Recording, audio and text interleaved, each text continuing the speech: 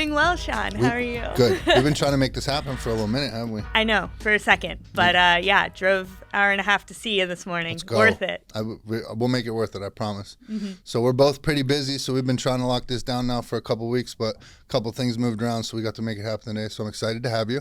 Thank you. So just to give the audience a little bit of idea, do you want to give a little brief kind of backstory of who you are, what you do?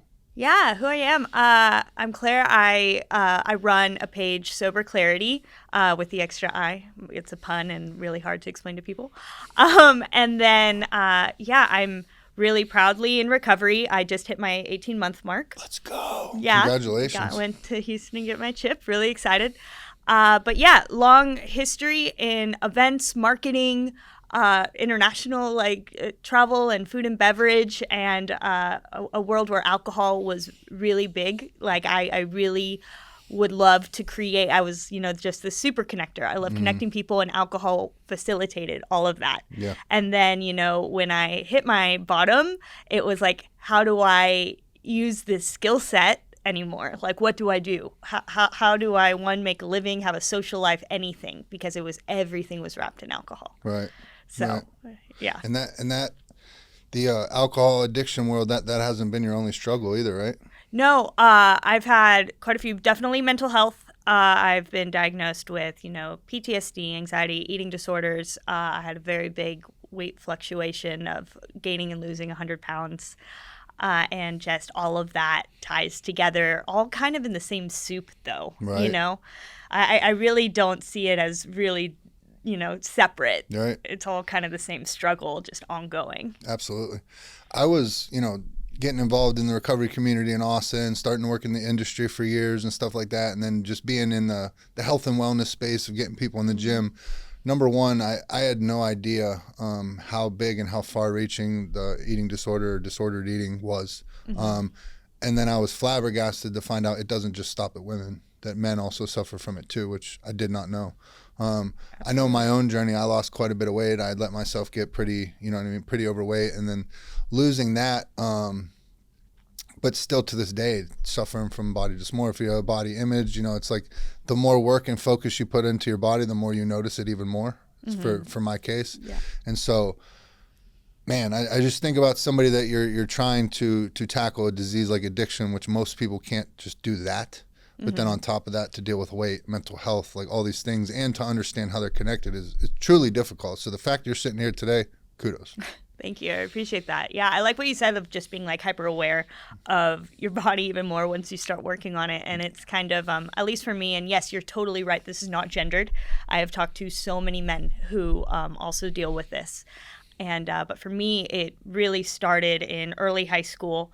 And that's when the eating disorders happened, because I was trying to look a certain way for someone else. And it got very toxic. And so, but then the eating disorders happened, and then, go to college, and I gained a normal amount of weight, and something triggered. And it could have been, definitely there's some eating addiction, food addiction, but also it triggered a sleep apnea in me that wouldn't let me digest when I slept, really. I learned that later, but anyway, for a combination of things. How did they originally find that out? How did you know? Well, because they said it to me because I eventually had to get a sleep study because I was 130 pounds and something had to be done. And I got the sleep study, and they were like, okay, this could be a factor to this incredibly fast for this weight gain, which is interesting. But there was definitely other factors as well. And then so they said basically, I was approved for bariatric surgery. And it was kind of a perfect storm when that happened, because I got it in January of 2020, and it was right before COVID. And that surgery, of course, allows you, cuts an essential organ, and you can't really eat much after, but you can drink. Right. And not only that, alcohol relaxed your stomach enough that you could eat. Oh. And so it was like, only an alcoholic figures that out. I know it. It's you get really convincing to tell other people that's why you're drinking. You're like, I have to eat. Sorry, I have to tell this only an bottle of alcoholic wine. could figure out the way around bariatric surgery. How did? Like, it's, we're clever. We're clever. For sure. And, but yeah, it was just like the perfect storm. And now actually on intake, rehabs ask if you've had that surgery. Really? I was asked at all 3 rehab intakes I did. I went to 3 and 5 months, not to brag. But real one. She's a real one. Stats. And but yeah, they ask now on intake. There's a very strong correlation between alcoholism and that surgery, and I get that now, but that was never explained to me. Obviously, Wow. Not that it would have stopped me. Right. But yeah. So as far as alcohol and addiction goes, is that what? Did you do drugs as well? I mean, not to the point of Gotcha. everything else. Alcohol was my deal. For sure. Absolutely. You're traditionalist. There's not many of you guys left. I'm classic, you Right know? there. Ooh, I like it. Yeah, just classic, just me and my alk. Right. But yeah, no, I mean, there was different things. Like, I remember I always had an addictive personality for different things. Like, even playing piano at a time, it was like I would just be obsessed with it, and that's all I would do, you know what I mean? And then it was, work. It was everything. Looking back, I watched all first 5 seasons of Game of Thrones in a week. It's things you look back on and you're like, were there signs? Right. And it's like, yeah, there were signs. Right. That's a pretty good one. So if you could, you've dealt with a lot in a lot of different areas, but just speaking on the alcoholism, if we could go back, like, I tell people all the time, one of my rock bottom moments, I'm sitting in a prison cell and my mom won't pick up the phone anymore. She'll no longer collect calls as long as I'm willing to continue to live my life this certain way. And so that was my rock bottom. But for you and the alcoholism, if you could kind of take me back to one of your toughest times, if you could like paint a picture for the people listening, what did it look like, smell like, taste like? What was it? Yeah, I got a doozy. Well. Oh, wait, you got to tell the one. Is that the story you're going with? I even forgot about this. Go ahead. I know. Yeah. So right before my first intake, I was doing marketing in oil and gas, and I was doing that job at a cushy corner office, and basically you get paid when you're in that career. Yeah, field. I was getting paid. I was being paid to be an alcoholic because I was drinking nonstop, right. And my moment was it was the middle of the day. I woke up, passed out on my desk at 1 p.m., and I projectile vomited blood. And I was like, all right, Mom, I think it's time. My parents had known. Anyway, so I go into my first 30-day in treatment, and it was just drying out. I wasn't doing anything. Yeah. I went because that's what they did in TV. They were talking about different programs. I was like, sure, on it, got it. We're set, right? Yeah. And I get a little rehab romance in there, as one does, a good old transfer addiction. Of course. So instead, after that 30 days, instead of going back, to my loving parents' home, I decided to shack up in this guy's trailer. Always seems like a good idea. Always a good call, right? And this is just, again, you look back and you're just like, God damn it. Anyway, so obviously this was my disease doing push-ups in the parking lot. We relapsed within a week. We were both drinkers. So we're in a trailer in Pearland and in Houston. And basically after a week, his wife shows up. Didn't know about her. Anyway, it was like a Friday night. It was just like I was blackout, but, adrenaline comes. You remember things when things start getting rough. She comes in and she starts beating me up. And I'm just sort of like, yo, like, this is not worth it. And she's calling me a home wrecker. And I get a little sassy when I drink. Yeah. I'm like, bitch, what home? We're in a trailer. She didn't like that. Anyway, she's still kind of beating me up, and I'm just sort of like, listen, I don't want this man. It's all yours. Like, we were just here. I was just here for the booze. And she pins him down and starts having relations with him in front of me, making eye contact like some fucking Animal Planet shit, asserting dominance. And I'm just like, I was like, I'm so out. I am so out. Oh my God. But something in my brain was like, she is going to burn everything I leave here. So I'm walking around drunk over them. You know, we're in a trailer. Probably naked at that, there, right? I don't even know what was involved in that sense. And then, so I'm like grabbing my laptop, everything I can. I throw it in my car. I have such a distinct memory of being behind that wheel, of just being like, I cannot drive. Yeah. I can't drive. I can't do this. She's yelling and like, I'm going to kill you. And I'm just like, shit. I drive 0.2 miles, but ended up nosedived in a ditch in front of a Burger King. Cops found me 7 hours after my last drink, naked in the front seat, because when I get anxious, I normally go in the shower. I think that's where that came from. And blew a .25. 7 hours later. 7 hours later. Real one. That's street cred right there. You know, that's what my mom said. My mom said I needed street cred. I had lived a pretty cushy life until then. In order to get some cred in this world, I needed a story like this. Anyway, go into, they take me, you know, downtown, obviously. And I don't know what I'm doing. This is great. I'm still kind of drunk. And so I'm there in, you know, what I call the really bad airport lounge. Like, it really wasn't that bad, but it was just, you know, we were all in the holdings area. And I, you know, decided I'm still sort of drunk. I'm like, I'm going to make friends, you know, because that's what you do. And so there I am. I'm just wearing, they only gave me a dress from my car. I have no other, I have the orange Crocs that are this big they gave me. And I'm there and I, you know, sort of waddle in these giant Crocs and sit down next to a girl and I'm like, what you in for? You know, I'm still hammered. And she's like, I unloaded a clip into my boyfriend last night. And I'm just like, cool. You know, like, I'm just sort of like, I don't fit in here. She's just like, what, drinking? And I'm just like, yeah, I'm sorry. You're right. You're cooler than me.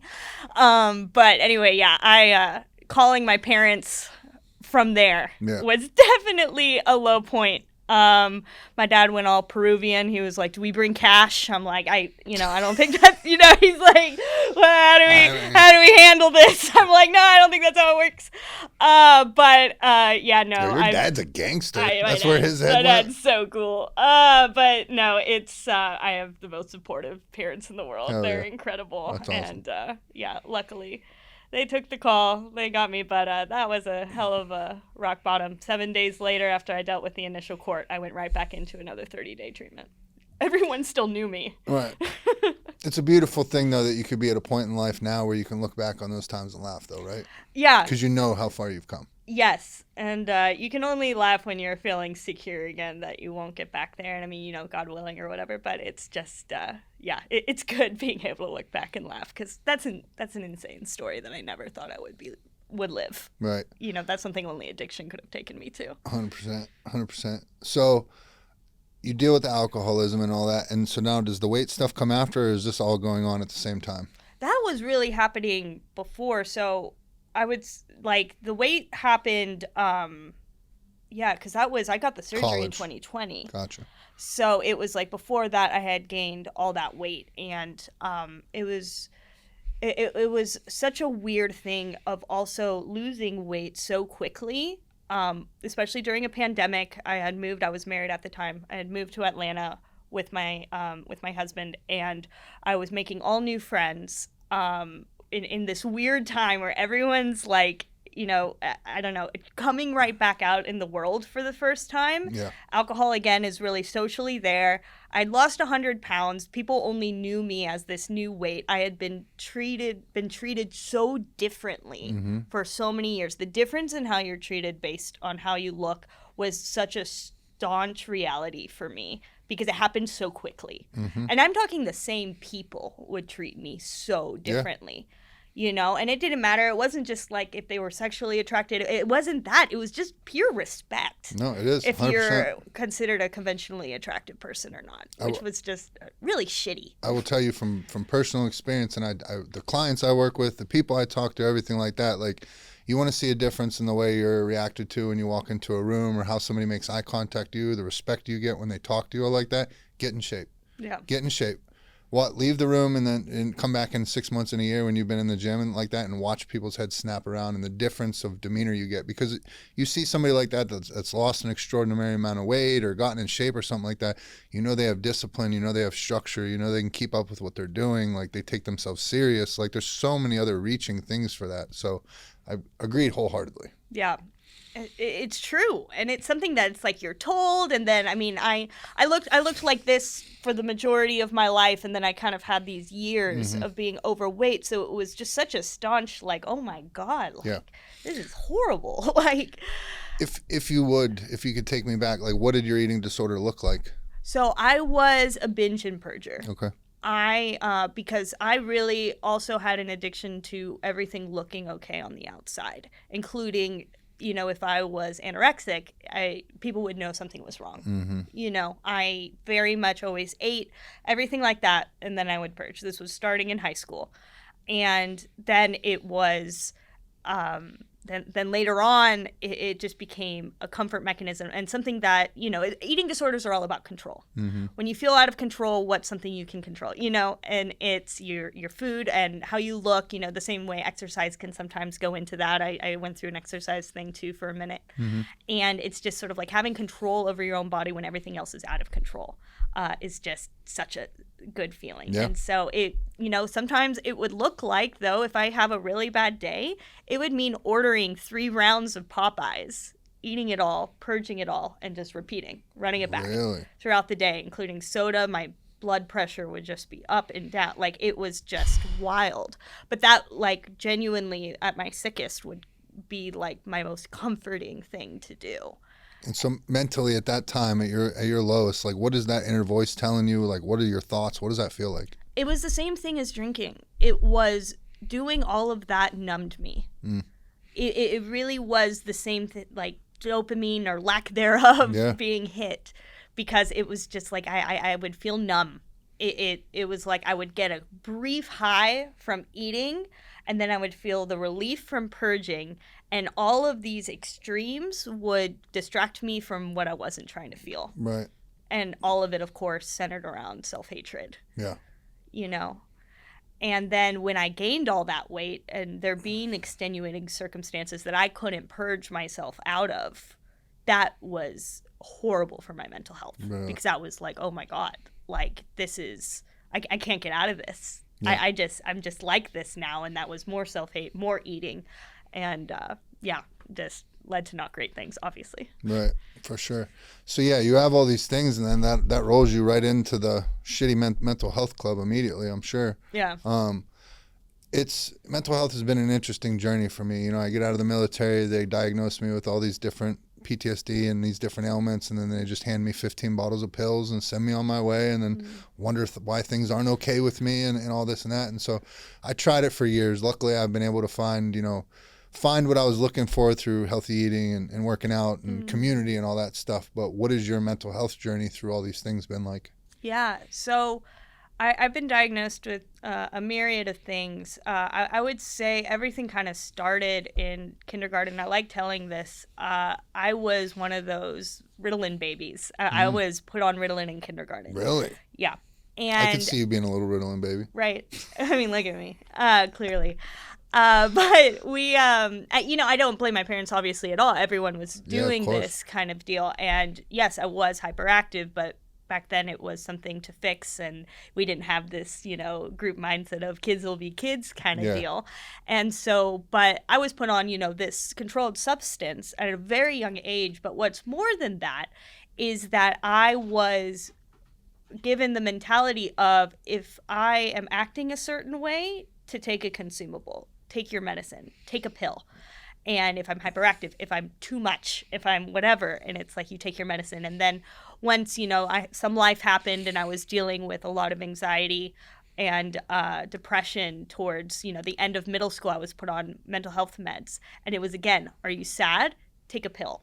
you know, it wasn't like breathe. It wasn't like what can you do to change and get in a healthy environment. It was pill. Isn't this funny? And I don't want to go down the conspiracy theory rabbit hole or anything like that, but it's awful funny that this stuff is being pushed on you at your most formidable years. Yeah. And I was just watching something last night about how it talks about, you know, our formative years and how these behaviors continue to come out, whether people are serial killers or molest people, like all these different things. It all happens then.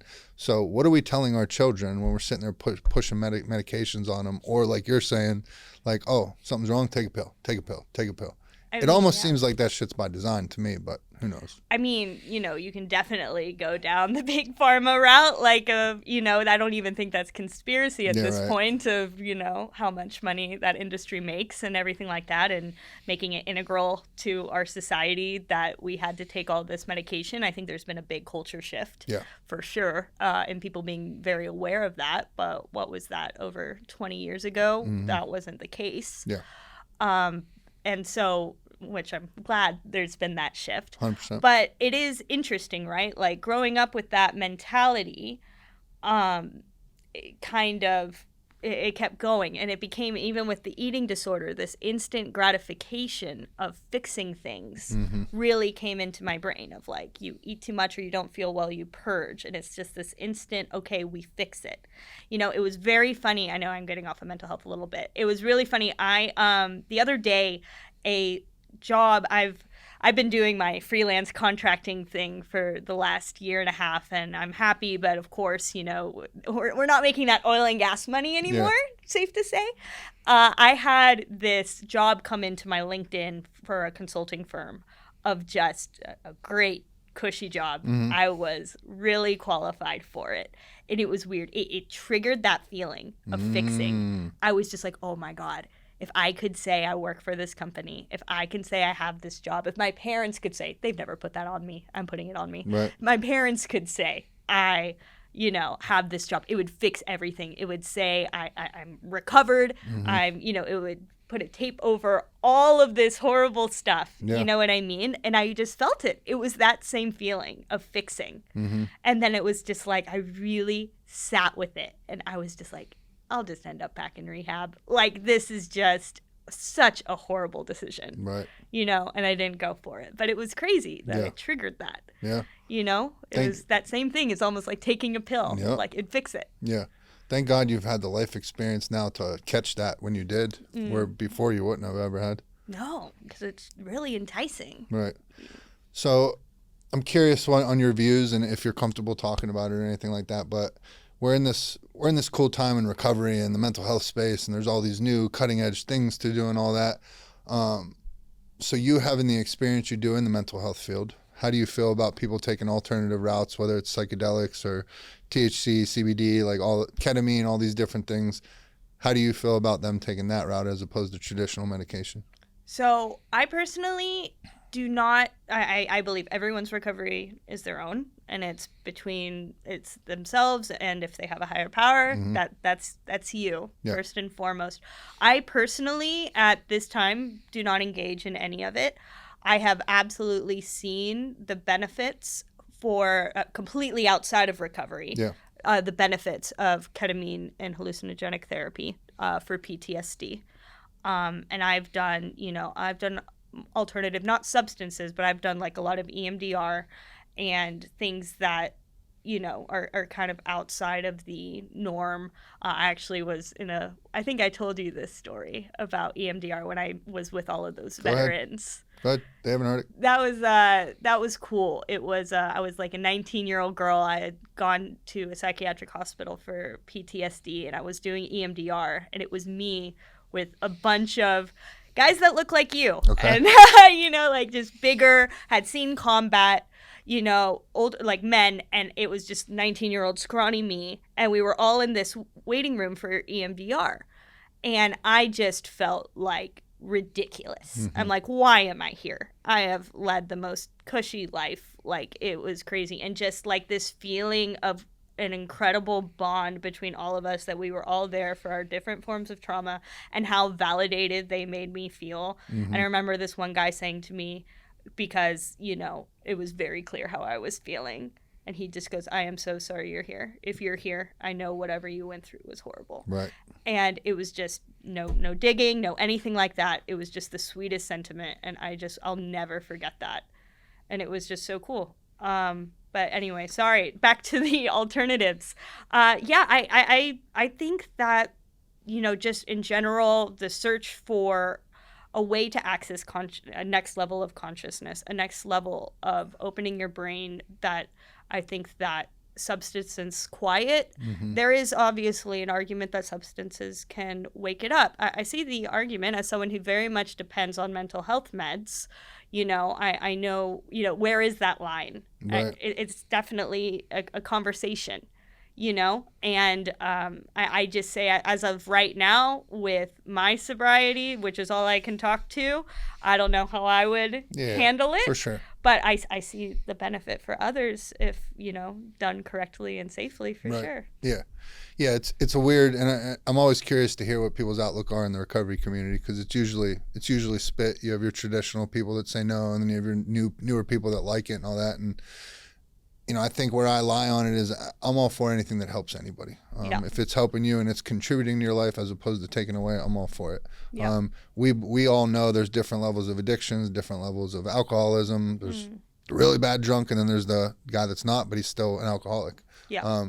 And so I think people really need to look inward and really understand where they're at in life, where their mental health is at. If you're somebody that's just freshly getting out of treatment and you're like, oh man, I need to try ketamine. Yeah, no. Probably not a great idea. No. If you're 5 years sober and you've tried taking everything else and doing everything else, and you're at a good point in your life, because I think one thing we don't talk about ever in the recovery world is the science behind things, or retraining your neural pathways and thinking in a different way. Like, if that's all happened and you're under a doctor's care and you want to try that stuff, and you know what I mean? Like, I'm all for it. No, absolutely. And again, it's just sort of like, I always get wary about like making definitive statements and anything like this, because everyone is so different. Each case is so different. But on the surface, yeah, absolutely. Like, and it is so beyond me to make the call. Yeah. You know what I mean? So yeah, and I think that there are tons of alternative ways people can get better. The reason I always like to bring it up is because, we always talk about the stigma of addiction, and I don't know how you feel, but I truly feel in my heart the reason there's a stigma is because we don't openly talk about it. Sure. I feel like that tide is changing, and I keep screaming it every time I'm on the show. The more of us that are getting out here being open with our journey and what we've been through, I think that stigma is going away. But if we don't talk about this psychedelic stuff, or we don't talk about it, there's going to be a stigma around that. Because there's a whole lot more people out here doing it that want to talk about it because they're afraid of the judgment they're going to get from the community, or what the 12-step people are going to look at, which I think is silly and ridiculous. I agree. Like, I mean, just in general, as a blanket rule, keeping anything quiet and doing that is dangerous. Right. Having open conversation, no matter what you're doing, is definitely the route to go. Yeah. And anything that, out of shame or guilt or anything like that, yes, like, I'm pro harm reduction. I know not everyone is, like, everything like that, just being open can save lives. Hands down. And that is absolutely should be first and foremost, regardless of what people's opinions are. One of the things I really enjoyed talking with you about when we first met was hearing that, like, your education on religion and your experience in school, and then you traveling around and using in that. Can you speak on that a little bit? Yeah. It was interesting. I actually called my sponsor on the way down here today to be like, what all can I say, by the way? I am part of a 12-step program, and it's anyway, but basically I think what I was explaining to you. One second. Is her mic okay? Okay. Please continue. Yeah. So basically what I was explaining to you was the big book. I actually had to trick myself into reading it because I had studied world religions. It's something I've always liked, like when I actually went into rehab, I had just been reading the Quran for fun kind of thing. Like, this is just something I'm interested in. Mm-hmm.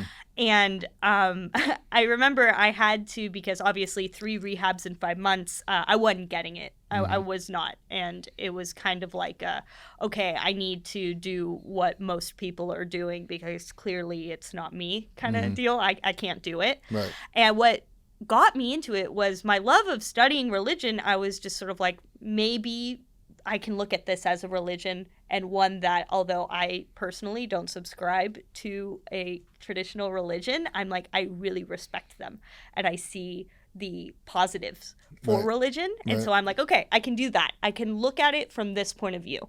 So that's how I read the big book, was that point of view. Right. And I was just kind of like, okay, like I see the points. This is interesting. Reading it as a third party is not as I have to agree with every single part of this. Right.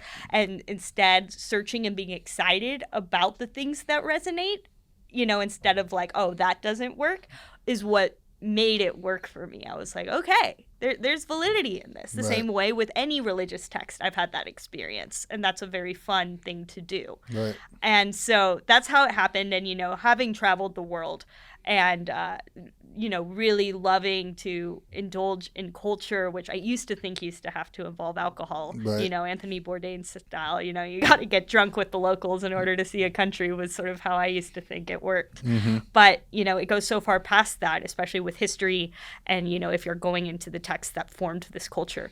And in a weird way, I applied all of that to the 12-step program in order to trick myself to get into it, and it kind of worked. Right. Obviously. Right. That's awesome. The God topic has been very interesting for me. Just, I definitely believe in God. I call my higher power God. I still to this day can't define it. And I think that was my issue for a long time, was that I tried to define it and couldn't. And now I just lean on the word faith. And you know what I mean? I that's just, for me, I know what it is. But for whatever reason, it's a big hang up for everybody and for a lot of people in the recovery community. And it's been interesting because I know the one thing that turns me off when it comes to God is somebody that's like, you got to believe this, or you got to do this, or like trying to get me into a religion, or I got to follow this way. Where it's like, man, I'm just trying to understand all this. I'm trying to learn. I'm trying to educate myself, make the right decisions. And for me, and this is just me being open and honest, it's like, all I know is like this past year, my relationship with God has done nothing but get closer and closer. But it seems like every time I enter to religion is where it'll veer off. You know what I mean? Because then that's where I start seeing the human elements or the human aspects to it. And that's the part I don't like. 100%. And so right now, man, it's just me trying to educate myself as much as possible because I remember, and I believe I told you the story, I don't know if it was Moses or Abraham, but I'd heard something about one of those, I think it's Moses. Moses is the one that he ends up in all three books, right? He's in the Quran, he's in the Bible, and he's also in the Torah, right? So I think he's the only only actual person that ends up in all three. And if I'm wrong about that or I'm butchering it, I apologize. But that's how I heard it. And so it changed my view on it, because once I heard that, and I was like, man, if he's in all three books, that means he's real. Like, if all three of these different religions recognize this guy was here. And so then I started looking at it as more as like history. Yeah. And it's like, now I'm embarrassed because I don't know what he did. Like, I know the name, everybody knows the name from the Bible, but I couldn't tell you what he did. And then I realized there was a movie made, and then I was like, oh, I saw the movie, which feels horrible. Like, I feel like a young, naive dude, like, oh, I seen the movie. And so it's just trying to, whether it's read the word or listen to something and to truly understand. But I think luckily you and I are somebody that I can take what I need from it, or leave maybe something that doesn't apply, and I don't get hung up on that, because I know the overall goal and the understanding is just to get the goodness out of it and to be able to apply it, as opposed to like getting hung up on some word or this or that. For sure. And I've said this before, as much as I've looked into this, I see religion as a net positive on history, kind of like what you're saying. I think religion, since, the dawn of man and any kind of, mysticism, anything, I think it is trying to make sense of the world around you. And there are different religions for the different cultures, because it applies to what the world looked like for those people in that situation. Right. And that's how I see it. And, do I think a lot of these things, I do personally have a higher power. I do not subscribe to a religion. Again, I believe it is what man has used to help understand it. Do I think that there are correct things historically in these texts? Absolutely. But I just think, a relationship with a higher power supersedes that. Right. You know, it is more than just a set of rules. It's a personal relationship, and that's just my opinion. You know, but I definitely see the net positive. It's funny, you know, how crazy it is. I recently, you know, rejoined dating apps. This guy opened recently with. How's it going? It's rough out there, man. if y'all are married, stay married. But anyway, he opened with, "You look really Christian," and I was like, all right, I don't really know how to take that. And then he was just sort of like, I need you to know. This is his opener. I need you to know that I will not be, you know, doing traditional Christian values in a relationship. I'm like, there's a lot to unpack here. Yeah. You know what I mean? There's a lot. I'm like, first of all, it's like, I mean, no. This is your opener, bro? This is your opener. I'm like, what? Who hurt you? Right. Like, how did that happen? But it was more just like, I was like, okay, a lot to unpack. First of all, I'm not Christian, but there's nothing wrong with it. You know what I mean? I'm like, what values in particular do you subscribe to Christianity that you're trying to avoid? You know, because I think that blanket speech isn't great either. Right. You know, I'm like, there's fantastic, kind, caring Christians, obviously, you know, and I grew up with that world, and I don't hate it, you know, and so it's just sort of like just this general, like, throw everything out with the bathwater conversation. I just don't think is helpful. Right. And then on top of it, it was just sort of like this venomous, like, you seem like, and I'm just sort of like, how is that? It seemed like an insult.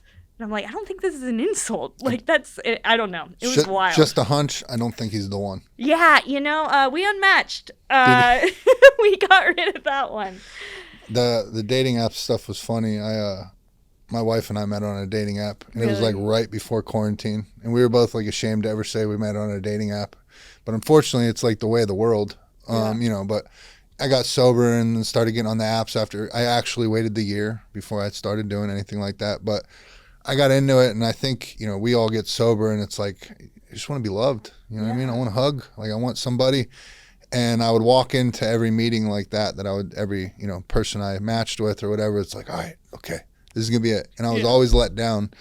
And then the moment I took that pressure off, where it's just like, fuck it, man, I hope I meet somebody cool. I hope we have a couple laughs. And at the end of the day, I hope we have some good conversation. As soon as I looked at it like that, then I met my wife, and that was that. So that's good awesome. luck. Good luck out there. Thank you. Unfortunately, it's the way of the world, but I feel for you. It is. I met my ex-husband on an app. Okay. Yeah, I was married for 4 years. Great guy. But obviously it didn't work out. But yeah, it's interesting. Yeah. Now in recovery, going back into that world is wild. Yeah. You know, it's totally different. It's just, you know, it's I've had friends be like, you're so mature with these decisions. I'm like, I survived a divorce. I survived almost dying. Y'all heard about the trailer, you know, so we've been through some shit now. And it's like, it's just a whole other level of being a 31 addict divorcee is, you know, not exactly the hot ticket in town. So you got to get good with it. It's funny. I actually recently got hired by this app, Above app. It's a sober dating app. Okay. And so I'm gonna be repping them. Oh, and shit. I'm excited. We'll see. Maybe through that we'll find something. Maybe you're gonna be the poster child. Yeah, be the poster child for sober dating. Hey. If it inspires who knows what's next? If it inspires somebody, who cares? Yeah, who cares? So everybody, usually most everybody, I know I had it, but you walk into those first couple dates and we're always afraid to breach the topic of like, hey, we're sober. And so I would always set up a coffee date. To me, in my mind, I always set up a coffee date. Like, if this goes bad, it's only a cup of coffee. I can get out of here real quick. Sure. I'm not like sitting down for a meal. Or my buddy, the one time he matched with a girl and I was like, what are you guys going to do? And he's going skydiving. And I was like, you've never even met this girl. He's like, oh yeah, I know, it's going to be so fun. And I was like, bro, like, you're locked into that. What if you meet her and like 2 minutes later, like, you guys are horrible for each other? You're going to go jump out of a plane? I'll go with coffee. But walking into these first dates and stuff like that, how do you personally breach that topic? I always led with it. I let people know right out the gate what it was and then what I do now. And luckily, you know what I mean, by that time I was already using my experience to help other people. So it wasn't, but I always expected people to be like, oh, he doesn't drink or whatever. Like, I'm not messing with him. I never had one person that I know of ever like turn away or not want to talk to me because of it. What's been your experience? Yeah. Well, first of all, it's funny you bring up skydiving. I actually went on a skydiving first date once, and Y'all actually, people are wild. I'm posting. I literally have already filmed a video about that. It's going to be posted soon. Wild, craziest first date of my life. Let me know. Let me know when you do. We'll share it. Never saw him again. But anyway, for this, I mean, the good thing about dating apps is that you can get those conversations done before you meet up, right? Like that is, I think, a benefit. Yeah. You know, because I don't know. I think having a rejection based on something like that would be really hard, you know, of just kind of, you know, you're sitting down, you're excited, you're face to face, and you have to say like, hey, by the way, I'm in recovery, and then being like, this isn't going to work. So in that sense, I actually very much appreciate dating apps because that's been beneficial to me. And I guess I also have the benefit that through my page, I'm very publicly sober. You know, I don't think there's really anyone who can go out with me without very much knowing that. True story. So I have that benefit, but at least for friends, I know it has been a struggle. You know, they very much like to say, oh, they just don't drink, and the recovery side comes a lot later, you know, of just being like, because there's a lot of people who don't drink for a lot of reasons now. Luckily, it's hot and trendy also. So, you know, it's apparently not really questioned that much if you say you're not drinking, which is amazing for society. Right. But then it's like, you know, edging in the, oh, wait, but it's because I used to drink way too much. You know, I've had a friend who's been rejected after like 2 weeks of seeing someone, you know, like 3 or 4 dates. And then it was kind of like, oh, man, like, and, you know, it was almost not saying it was valid, but it was like he has a history of that in his family, and it's really, you know, wrecked him, and you know, it's something he just couldn't deal with. You know, I can't get mad at that. You know what I mean? It's just sort of something he can't enter into. But I felt really bad for my friend as well. You know, it's a touchy subject for a reason. Right. Well, we originally got connected because of what you do now, and this is a perfect segue into it. But we originally connected because you were serving some amazing mocktail drinks at the Sober South by Southwest event we did with Atomic Souls. We did an awesome event where we had Bart Crow come out and headline, but we wanted to bring a sober show to Austin to represent for South by Southwest, and you were so kind to be there serving drinks to anybody. So how did you get into that field? Was it just a perfect segue from what you used to do to what you do now, or what got you even interested in it? Yeah, I was there with Sands Bar, which has been a huge part of it. Chris Marshall has been my mentor. I took his academy, everything like that. But really what got me in it was... there's an academy? Yeah, he has an academy. Okay. Yeah, sign up for it. If you're into the non-alc world, 100% plug. Is it just learning how to make non-alcoholic beverages, or what is it? No, it's about being part of the industry. If you want to be a bottle shop, if you want to be, you know, someone who throws events, if you want to, you know, start your own spirit, etc., just this really cool emerging field that's growing like crazy, right? You know, and he's the first one to have an academy for it. That's awesome. I didn't know that. I'll have to look into it. It's really cool. Cool. And but yeah, so what got me into it actually was that I wasn't the first one to get sober in my family.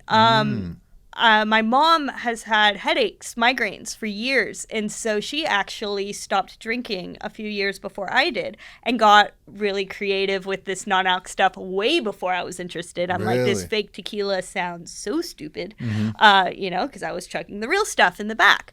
But it was in our house. I knew it existed, and I knew she was having fun drinks and stuff like that. So when I was facing a world of like stopping this cool lifestyle of food and beverage that always brought me so much joy, it was a really easy, okay, this is how I can still do it. Right. You know, that's always been the budget. You know, I'll be broke as hell and I'm still going to a nice dinner. It's not responsible, but it's what brings me joy. Right. And so it's so that was just a really easy switch. And then being a community person, I was like, okay, I can bring people together for this. I helped out when I was in my sober house so much with events and with everything like that. I helped with Sober Fest in Houston at White Oak Music Hall last year. They're about to have their next one right now on May 3rd in Houston, which is really cool. Are you going to that? I think I might be there. At University of Houston? I think so. You should go.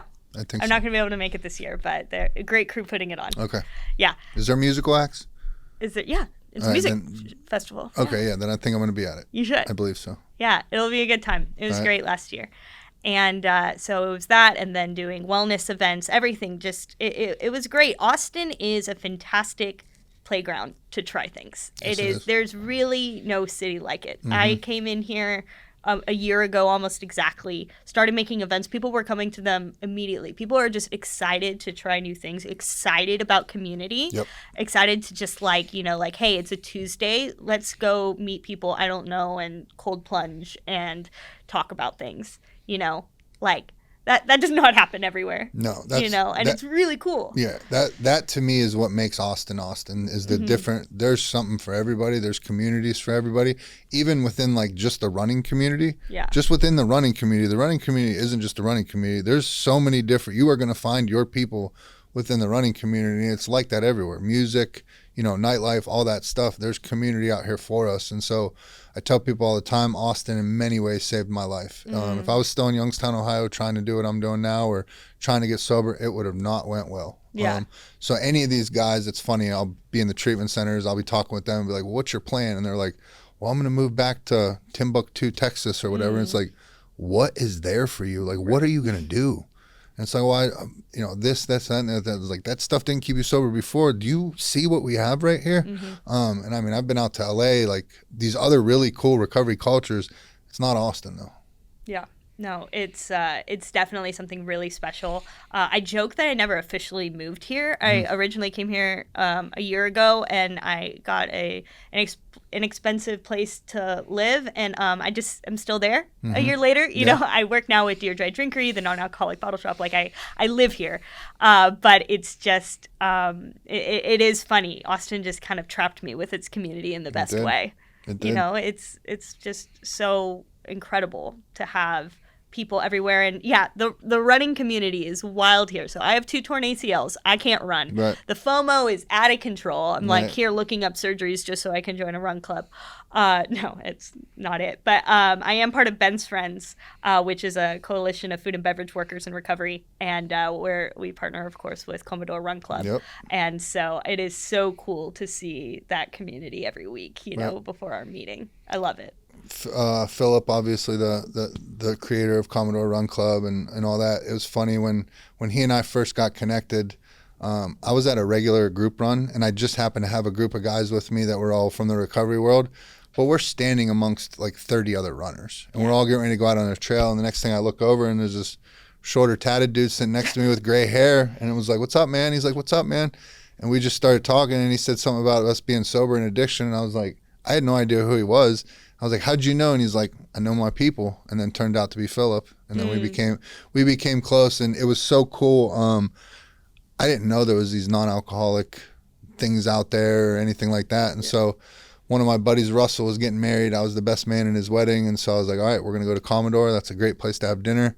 And Philip had us a whole layout, and they were bringing over mocktail drinks and stuff like that. And it was just like, wow, man, like, for those that think life ends because you got sober, you can go out and still have the most amazing, nice time on all that and actually remember it. It was great. 100%. That's really my biggest mission, is that you don't have to sacrifice indulgence. You don't have to sacrifice the time you have. A lot of people in sobriety go into health and wellness, which is awesome, obviously, and it's something I probably should get into a little more, but it's also just kind of like you can still go and have a dinner and have drinks just as nice. You know what I mean? It's just that for people in recovery and not equally, alcohol does not have to equal celebration. Alcohol does not have to equal, elegance or whatever it is, or just like, having a good time. You have exactly the same experience without it. To be so far removed from alcoholism, addiction, and stuff like that. It's like you go out and you see people drink, and I'm just like, I used to do that. Like, you know what I mean? Like, that doesn't look fun. And, I have a lot of friends that are normies and regular people and stuff like that. And I'll go out. My wife socially drinks very, very, very rarely and all that. And her and I had discussions at the beginning of our relationship where, I didn't want to go somewhere and stuff like that. And so she thought I had a problem with the actual drinking. And it's like, I don't care about the drinking at all. Drinking was never my main thing. I could take it or leave it, even in addiction. But what's not fun for me is just to sit around with a bunch of people that are just drinking. Because you guys are on one level, I'm not on another. And so that's not anything I'm really excited about. It doesn't make me want to drink. It doesn't make me feel like I'm not a part. It's just not something I do. How do you feel about it now, just being out, being in the social world and stuff like that? Inevitably, you have to come across that. How does it make you feel, and then how do you deal with it? Yeah, I'm arguably more bars now than I was in really? addiction. Yeah, with what I do, I'm out and about. I'm out most nights, and I'm definitely amongst it. But I also realized that where I hang out now, and sure, people drink, but I'm also not hanging out on 6th Street where people are railing shots, right? Like, there's definitely people who can be overserved, but also I'm not aligning myself with those friendships anymore. Right. You know, it's sort of like I obviously used to be friends with alcoholics and or just people who drink enough that I could hide my alcoholism amongst them as just having a good time. Right. You know? Yeah. So it's just kind of I've really enjoyed like my roommate right now, my business partner, he isn't sober, but he and I worked together and we created this company called Middle, talking about basically being the different reasons people wouldn't drink. Mine being recovery and his being health and wellness. And he believes in, the alternatives that I don't necessarily engage in personally, but I'm all about, and so we came together to do it work. But having him as a roommate was a very interesting thing for me because I realized I don't need to be surrounded by sober people. Yeah. Yep. Like he wouldn't drink at the house, but he would drink out with friends. During football season, he would have a few. Like there was once or twice where I drove, you know what I mean? But it was never out of control crazy or anything, but it was also like I didn't have to hide from it. Yeah. And, that was because I think I would have, if that wasn't situational, that we had been roommates, then I think I would have in my head been like, I could never coexist with someone who drank. And it's just not true because I do a lot of things in my life to, preserve my recovery. Yeah. And I have a lot of that. And the same thing with going out. I have a lot of things in place, a lot of, and I'm also good with just leaving. One of the best things is you can drive now. It's great. It used to be such a thing if you were depending on someone else, if you were dealing with all the money for an Uber. I can just drive and I can just leave. And also it's this golden ticket of being in recovery. It's like, who's going to ever question me about needing to leave a bar? Even if I'm fine, no one's going to be mad at me. Right. And just having that safety net's been great. Right. It really isn't an issue. And I actually enjoy being around people, I work in the bottle shop and I used to like to sell at Christmas time. There's this cinnamon spiced non-alcoholic whiskey, and then there was a cannabis one.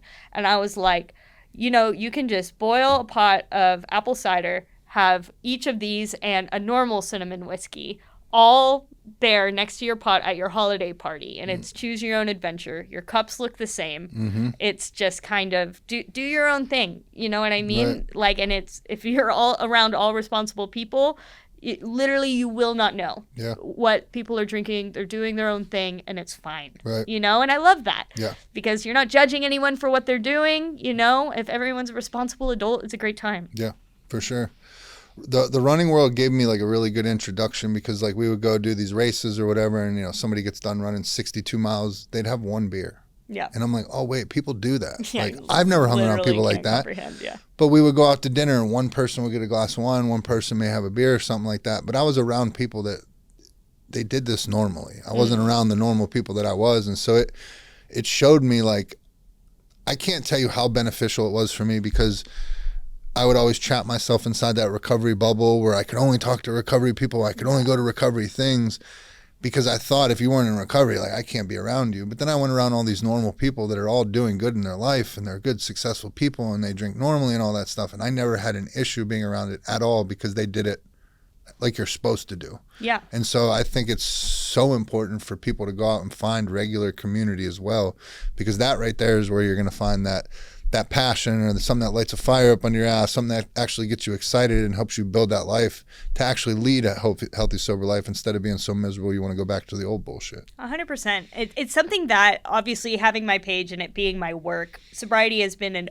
overarching, like a really big part of my life the last year and a half. Part of it necessary, obviously, to stay sober, but then it was kind of like I've definitely leaned into it. And it's something I've really dedicated a lot of thought and meditation to recently, is that sobriety is a pillar of what I am. It is not everything. Yes. And it's sort of, I need to strengthen those other pillars. I have other things I love. And, it's really funny. I even put it out there. I'm like, someone play board games with me. I really like board games. I used to be ranked in Cities and Knights Catan online. Like, I'm a nerd. And it's just like, but it's like, I haven't flexed that muscle recently. Mm-hmm. And it's something I need to, Addictions and obsessions are kind of play hand in hand. I become obsessed with this one angle, this one community of sobriety. And I'm like, that's not everything I am. And I'm in a good enough place with my recovery that it doesn't have to be, right. And it's just like, okay, so really taking the time and carving out time in your day to strengthen these other pillars actually helps more with recovery because, gosh, you need to be able to talk about other things. Yeah. And, I feel like it's really good with the fitness world and y'all with the running. Like, it's just a very easy duo to have. But us who can't do run clubs, we just have to get creative. Right. I don't know. I had to find something that got those endorphins and serotonin and dopamine hitting again because mine was shit. Yeah, not working anymore. No, not at all. I mean, it's just semi-working now, but it's enough to get me by. But we had to get it somewhere. Yeah, no, it makes sense. Right. Yeah, I do Pilates. I need to do more of it. See, that's right. As long as you're doing something, that's what matters. Yeah. Once you get into this world, and then you start seeing older people that have done it and don't do it, and you start seeing the people that don't do it look 30 years older than the people that do it. It's like, oof. I mean, you're literally taking years off your life. No, absolutely. And it is funny is like what you were saying earlier about like, hanging out with normies or whatever and, being at the table and they just have one. Mm-hmm. You know what I mean? It just like, that was the funniest thing in early sobriety for me. That was so hard. Really? That was so hard because I used to finish everyone's drink on the table, before we left. You were a real one. Yeah. It's really funny. A lot of people say I don't look it. Like, it is, like, how bad it was. I think that's how I was able to keep it up for so long. Yeah. It was like, they would go to the bathroom, and I would finish people's drinks on the table before they left. So it was just like, I see that cringe. It's fine. I've seen my wife is in the bar do this. There's people that still go around. 100%. It was just, it was, and so, like, now...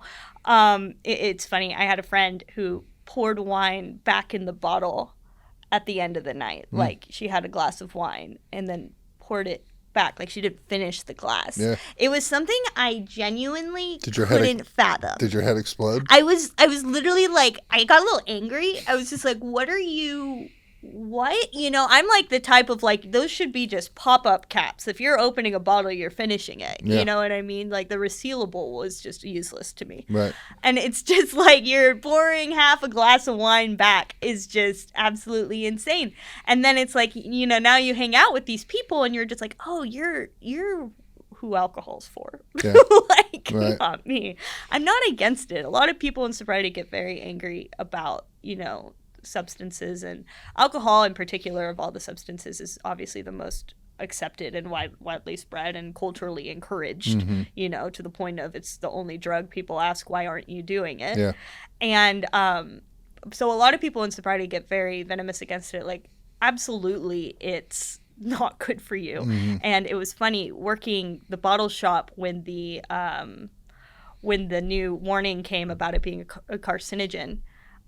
People would come into the shop and they're like, did you hear? I'm like, did you not know alcohol was cancerous for you? Like, I thought that was widespread. Even when I was in the depth of my addiction, I was drinking like a fish, but I wasn't lying to myself and saying this was good for me. Right. But there was really that lapse. Like, a lot of people really just believe that it's fine. And it's just kind of, I just found that fascinating. Yeah. Wow. So, someone's listening to this, they've heard your journey. They've heard your journey through mental health. They've heard your journey through an eating disorder, through addiction, alcoholism, and everything like that. Your story resonates with them. What do you have to say? I have to say that healing is not linear. And don't define yourself by your struggles. Because I did that for a very long time. Mm-hmm. I defined myself by my mental health, by my eating disorders. And then arguably now with sobriety. Yeah. And again, strengthening those other pillars is something I'm really proud of doing right now because you are more than your trials. Right. And I think having that outlook is something I wish I had earlier. That's awesome. Now, hypothetically speaking, this is my favorite question to ask on the podcast. tonight, you're walking out for the women's UFC lightweight championship of the world. What is your walkout song? You have a rematch against the Trailer Park Girl. Incredible. What are you walking out to? Oh my God. That one song that just gets you ready to wreck shit. Pumped up, ready to take on the world. Yeah, I don't know. Definitely, I don't know, something like incredibly like techno. Is that weird? Okay. No, not at all. Like, I just want some like insane like Skrillex level bass There to you go. absolutely just throw them off. Yeah. You know, I'm really going to be strategic about it versus pumping myself up. I want to scare them. Maybe I like some that. Trivium. Let's do some like punk songs. Okay. Yeah, I that's like it. it. Set the tone when you're walking Yeah, out. I want them to be scared of me because I'm clearly terrifying. Right, you are. I Very need much the so. help. You are. Well, I can't thank you so much for taking the time to come on and sharing your journey. I definitely look forward to having you back on later in the future to see what you're up to. Absolutely. But the way we like to wrap up the show is if you'd be so kind, take a look in your camera. You've been vulnerable, authentic. You've shared your journey. But if you throw